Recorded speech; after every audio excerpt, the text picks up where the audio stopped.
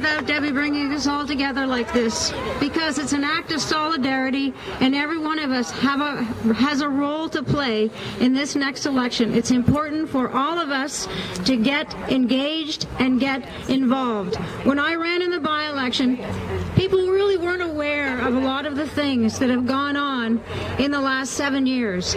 They'd forgotten that Dalton McGuinty had promised when he was first elected that he would not raise taxes. He actually signed a document saying he would not raise taxes. And what did he do? The first thing he did was he repealed the law that said you had to have a referendum to raise taxes, and he gave us the biggest health tax this province has ever seen. And then gave it to consultants. Because they're broke. Because they have a $500 a plate dinner. This is a man who has given us the billion-dollar e-health boondoggle. This is a billion. I never realized that $1 billion is $1,000 million. How do you waste $1,000 million? Think about where that money could have gone.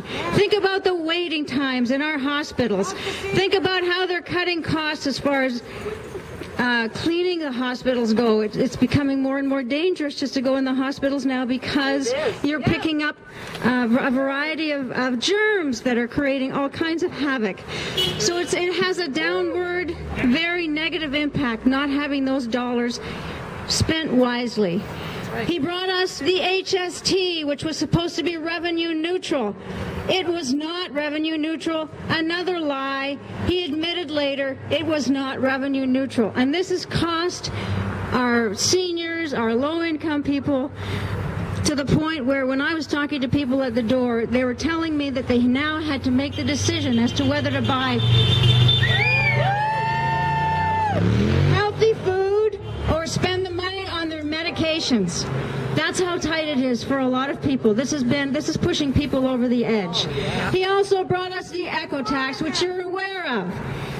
Almost 9,000 items are considered hazardous waste. Did you know topsoil is hazardous waste? Well, there's an eco fee on buying topsoil. It is when liberals are shoveling. You know, I read that Dalton McGuinty is inspired. He is really looking forward to this next election. God forbid, I think about what he's already done to this province, what he is continuing to do to this province, and I shudder to think of what he has in store for this province. One more year! One more year. We have a government that has almost doubled our debt. We're at a $20 billion deficit that grows by the minute. We have a government that does not consult, does not talk to us, does not ask us what we want.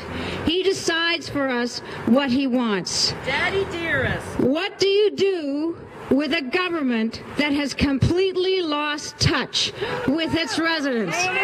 You throw them out. You show them the door, and that's what we're going to do October the 6th. So go and talk to your neighbors, talk to your friends, support your local candidate. You need to buy memberships. You need to get involved, put your name down as a volunteer, and you have to actively engage.